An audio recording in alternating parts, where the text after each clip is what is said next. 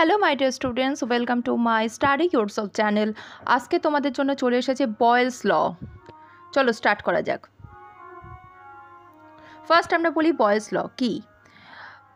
স্থির তাপমাত্রা নির্দিষ্ট ভরের কোনো গ্যাসের আয়তন ওই গ্যাসের উপর প্রযুক্ত চাপের ব্যস্তানুপাতিক। তার মানে কি, বয়েলস ল থেকে আমরা কিন্তু মনে রাখতে পারি যে বয়েল মানেই হচ্ছে টেম্পারেচারের সাথে একটা তার রিলেশান আছে।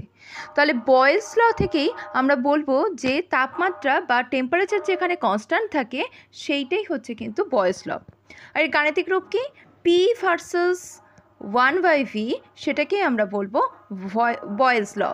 দেখো তাহলে আমরা কি লিখতে পারি, পিভি ইকুয়ালস টু কে বা কনস্ট্যান্ট। আমরা অন্যভাবেও বলতে পারি যে স্থির তাপমাত্রায় নির্দিষ্ট ভরের কোনো গ্যাসের আয়তন এবং গ্যাসের চাপ এর গুণফল সবসময় কি হয়, কনস্ট্যান্ট হয়। এইভাবেও কিন্তু বয়েলস লকে আমরা বলতে পারি। দেখো আমাদের বয়েলস লতে কী কী কনস্ট্যান্ট থাকে। কনস্ট্যান্ট থাকে দুটো জিনিস, একটা হচ্ছে গ্যাসের ভর, আরেকটা থাকে গ্যাসের উষ্ণতা, মানে নাম্বার অফ মোলস, আর টেম্পারেচার কনস্ট্যান্ট থাকে। এখানে একটা আমাদের পিকচার আমরা দেখতে পাচ্ছি, একটা ইমেজ দেখতে পাচ্ছি। সেখানে কি হচ্ছে, প্রেশারটাকে কি করা হচ্ছে, ইনক্রিজ করা হচ্ছে। আর আমরা কি বললাম, যত প্রেশার বাড়বে তত কী হবে, গ্যাসের আয়তন বা গ্যাসের ভলিউম তত কী হবে, কমতে থাকবে। তো এখানে হচ্ছে প্রেশার বাড়ানো হচ্ছে আর গ্যাসের ভলিউমটা আস্তে আস্তে কমছে, কিন্তু গ্যাস যে মলিকুলগুলো আছে, নাম্বার অফ মলিকুলসগুলো কিন্তু কনস্ট্যান্ট থাকে, এবং এখানে কিন্তু টেম্পারেচারটাও কনস্ট্যান্ট থাকে। আচ্ছা, এই যে গ্রাফগুলো, এটা আমরা পরের স্লাইডে দেখি। আচ্ছা, ফার্স্ট দেখো পি বনাম ভি লেখচিত্র। At a constant temperature and number of moles যদি আমরা রাখি, তাহলে আমাদের গাণিতিক রূপটা আমরা কি পাই, পি ভার্সেস 1/v। তাহলে পিভি ইকুয়ালস টু কে বা কনস্ট্যান্ট। এবার আমরা ভিটাকে কি অ্যাক্সিস বরাবর রেখেছি, এক্স অ্যাক্সিস বরাবর, আর পিটাকে রেখেছি ওয়াই অ্যাক্সিস বরাবর। আচ্ছা, এখানে ইউনিট কী হিসাবে নিয়েছি, ভলিউমের ইউনিট নিয়েছি লিটার, আর প্রেশারের ইউনিট নিয়েছি অ্যাটমসফিয়ার। আচ্ছা, এই যে আমরা একটা রিলেশন পেয়েছি পিভি ইকুয়ালস টু কে, এই পিভি ইকুয়ালস টু কে মানে কি, কনস্ট্যান্ট। এবং আমরা এটা কার সাথে রিলেট করতে পারি, দেখতে পাচ্ছি এক্সও ইকুয়ালস টু কি, কনস্ট্যান্ট। তাহলে এক্সও ইকুয়ালস টু যদি কনস্ট্যান্ট হয়, তাহলে সবসময় আমরা জানি ম্যাথমেটিক্যালি এক্সও ইকুয়ালস টু যদি কনস্ট্যান্ট হয়, তাহলে সেই গ্রাফটা কীরকম দেখতে হয়, তার নেচারটা, গ্রাফটার নেচার হয় রেক্ট্যাঙ্গুলার হাইপারবোলা। ঠিক আছে, তাই জন্য কিন্তু পি ভার্সেস ভি বনাম যে লেখচিত্র, সেইটা কি হবে, রেক্ট্যাঙ্গুলার হাইপারবোলা হবে। আচ্ছা, এই যে গ্রাফটাকে, এটাকে বলা হয় আইসোথার্ম গ্রাফ। কেন আইসোথার্ম গ্রাফ বলা হয়, আমরা জানি কোনো গ্রাফে যদি টেম্পারেচার কনস্ট্যান্ট থাকে, তাহলে সেইটাকে আমরা বলবো আইসোথার্ম গ্রাফ।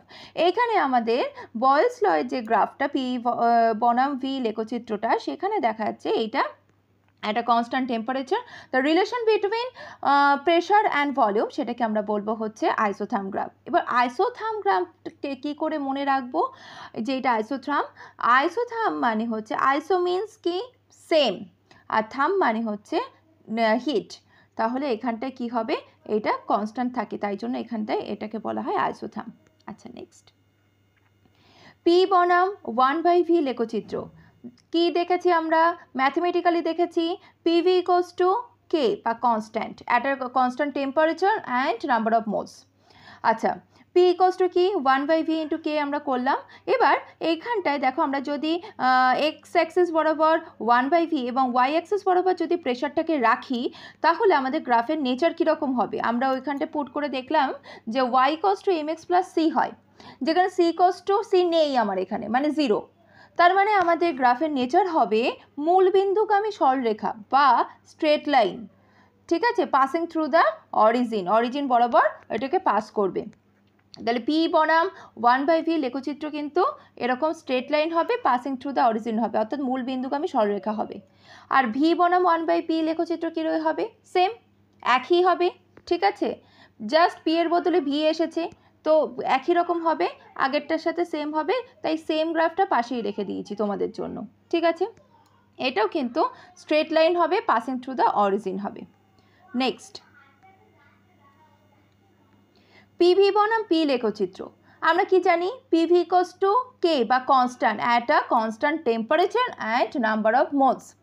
আচ্ছা, এবার আমরা জানি যে পিভি ইকুয়ালস টু যদি কনস্ট্যান্ট হয়, যদি পিভিটা তো কনস্ট্যান্ট, তাহলে সেটা কি হবে, সেটা এক্স অ্যাক্সিসের প্যারালাল হবে। ঠিক আছে, তার নেচার হবে এক্স অ্যাক্সিসের প্যারালাল, মানে যত বোঝা যাচ্ছে এটা কি হবে, এক্স অ্যাক্সিসের প্যারালাল হবে, যেহেতু এটা কনস্ট্যান্ট তাই জন্য এটা প্যারালাল হয়েছে। ঠিক আছে, এটা কার প্যারালাল হচ্ছে, এটা এক্স অ্যাক্সিসের প্যারালাল হচ্ছে। আচ্ছা, পিভি বনাম যদি ভি লেখচিত্র করি একই রকম হবে, সেটাও কিন্তু এক্স অ্যাক্সিসের প্যারালাল হবে। নেক্সট দেখো, লগ পি বনাম লগ ভি লেখচিত্র, আমরা কি পাই, পিভি ইকুয়ালস টু কে। আচ্ছা, দুপাশে যদি আমরা লগ নিয়ে আসি তাহলে কি হবে, log PV equals to log K. আচ্ছা, লগ পিভি মানে কি, আমাদের রুলস ছিল log PV log A B equals to কি আসবে, log A plus log B, মানে এখানটা হবে log P plus log V equals to log K. এবার লগ ভিটা যদি ওপাশে নিয়ে যাই তাহলে কি হবে, মাইনাস লগ ভি হবে। তো মাইনাস মানে কি, এবার এর সাথে যদি আমরা গ্রাফের করি দেখতে পাচ্ছি y equals to M X plus C, যে সিটা, এই যে সিটা কি, সিটা হচ্ছে লগ কে। আচ্ছা এম এক্স, আচ্ছা এখানটা আমার স্লোপ আমি পাচ্ছি, ঠিক আছে, এখানে নতি আমি পাচ্ছি, নতিটা কি, নেগেটিভ স্লোপ পাচ্ছি, একটা ঋণাত্মক নতিযুক্ত একটা গ্রাফ পাচ্ছি আমরা, এখানে মাইনাস এসে গেছে তাই ঋণাত্মক নতিযুক্ত একটা গ্রাফ পেয়ে যাচ্ছি, লগ পি বনাম লগ ভি লেখচিত্র, গ্রাফের নেচার হবে ঋণাত্মক। ঠিক আছে, তাই এইরকম হয়েছে গ্রাফটা। নেক্সট, বিভিন্ন স্থির উষ্ণতায় পিভি বনাম পি লেখচিত্র। দেখো, পিভি বনাম পি লেখচিত্র আমরা কি করেছি, ফার্স্ট একটা টেম্পারেচার নিয়েছিলাম, এবার সেই টেম্পারেচার ধরো ফার্স্টে 25 ডিগ্রি টেম্পারেচার নেওয়া হয়েছে, নিয়ে একটা কাজ করেছি, তাতে আমরা একটা গ্রাফ পেয়েছি। কি পেয়েছি, পিভি বনাম পি লেখচিত্র সবসময় আমরা জানি একটা কনস্ট্যান্ট হয়। এবার আমরা পরে আরেকবার কাজ করলাম, সেটা টেম্পারেচার আরেকটু বাড়িয়ে নিলাম, যত টেম্পারেচার বাড়িয়ে দেব তত কি হবে, আস্তে আস্তে করে আমাদের যে পিভি বনাম পি এর যে স্ট্রেট লাইন, সেটা কি হবে, একটু একটু করে বাড়তে থাকবে, একটু একটু করে সরে যাবে, তার স্থান চেঞ্জ হবে, একটু একটু করে কি হবে, বাড়তে থাকবে। তাহলে টেম্পারেচার যত বাড়াবো তত কি আসবে, এর নেচারটা কিন্তু চেঞ্জ হয়ে যাবে। বোঝা গেল, নির্দিষ্ট ভরে গ্যাসের উষ্ণতা বাড়লে পিভির মানও কিন্তু আস্তে আস্তে করে বৃদ্ধি পায়। আচ্ছা, বিভিন্ন স্থির উষ্ণতায় আরেকটা গ্রাফ, সেটা দেখে নিই। নির্দিষ্ট ভরের পি বনাম ভি লেখচিত্র, পি বনাম ভি লেখচিত্র কি দেখতে পাচ্ছি, ফার্স্ট আমরা পি বনাম ভি লেখচিত্র একটা কি হয়, হাইপারবোলা, রেক্ট্যাঙ্গুলার হাইপারবোলা হয়।